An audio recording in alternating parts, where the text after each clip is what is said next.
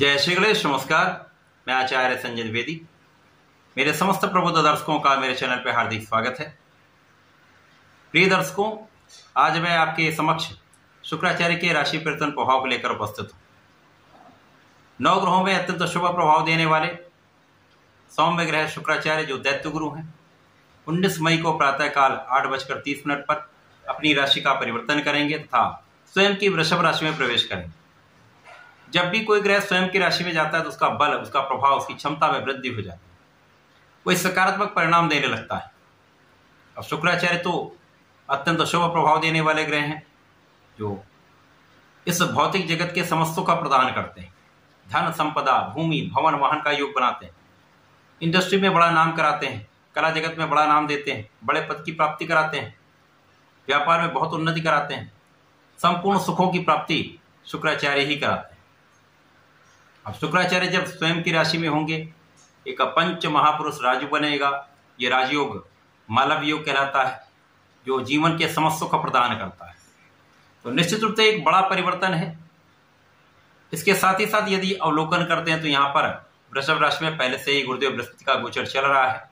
अब गुरुदेव बृहस्पति तथा दैत्य गुरु शुक्राचार्य का जब संयोग बनता है, एक अनुकूल अवस्था में है, यहाँ पर शंख नामक एक राजयोग बनेगा जो ज्ञान से, आपके धैर्य से, आपकी शिक्षा से महालाभ कराने वाला होता है, बड़े सुखों का अर्जन कराने वाला होता है। इसके साथ ही साथ सूर्यदेव भी होंगे। तो प्रारंभिक समय से त्रिग्रही योग का निर्माण वृषभ राशि में होने वाला है। यहाँ पर शुक्राचार्य और सूर्य का रवि शुक्र योग बनेगा जो विशेष रूप से लाभकारी होने वाला है। इस मई माह के अंत में अंतिम दिन 31 मई को बुध का भी राशि परिवर्तन वृषभ राशि में हो जाएगा। तो इस समय में शुक्राचार्य का परिवर्तन चतुर्ग्रही योग बनाने वाला है। यहाँ पर शंख योग भी होगा, मालव योग भी होगा, लक्ष्मी योग भी बनेगा जो महाधन का लाभ देने जा रहा है।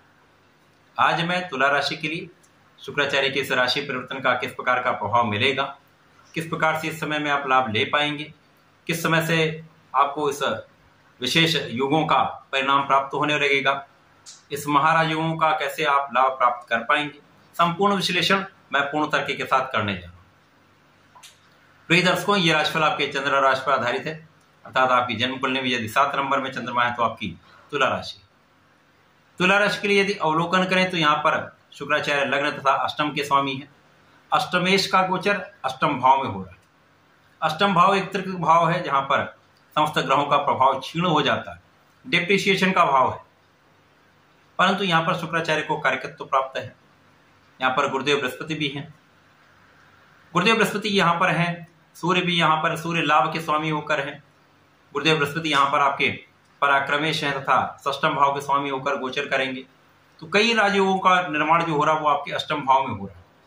अब त्रिक भाव में कोई भी राजयोग बड़ा लाभ नहीं देता, चाहे वे कितना बड़ा राजयोग बन जाए, तो यहाँ पर फलीभूत नहीं होता। परंतु यहाँ पर विपरीत राजयोग बन रहा है जो विपरीत परिस्थितियों में भी आपको विशेष लाभ देगा। यहाँ पर आपकी स्वास्थ्य समस्याएं कम होंगी, यदागदा कुछ न कुछ समस्या विशेषतया यहाँ पर पेट के रोग लगे रहेंगे। जब तक गुरुदेव बृहस्पति यहाँ पर है, कोई ना कोई पेट का रोग यहाँ पर आपको सताएगा। तो आपको खाने पीने पर नियंत्रण रखना होगा, बाहर के खाने से बचना होगा,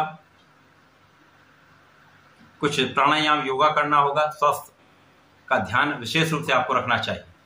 परंतु यहाँ पर अचानक धन प्राप्ति का योग बनेगा। पिता के पक्ष से, पैतृक संपत्ति से, परिवार के सहयोग से आपको बड़ा लाभ यहाँ पर प्राप्त हो रहा है। यहाँ पर आपके धन का योग विशेष रूप से बन, बड़े धन की प्राप्ति हो सकती है। तो अचानक ही आपको आपके कार्यक्षेत्र में एक बड़ा पद प्राप्त हो सकता है। अचानक ही आपके कार्यक्षेत्र में, आपके व्यापार के क्षेत्र में कुछ विशेष प्रगति हो जाती है, जिससे भी आपके धन का भाव अत्यंत प्रबल हो जा रहा है, आपका लाभ कई गुना बढ़ जा रहा है। तो ऐसा तो होने वाला है, क्योंकि यहाँ पर विपरीत राजयोग ऐसी ही परिस्थितियां बनाता है जब आपको लगता है कि ये ऐसा काम मेरा नहीं हो पाएगा, उस समय ये आपके बहुत सारे काम बन जाते हैं।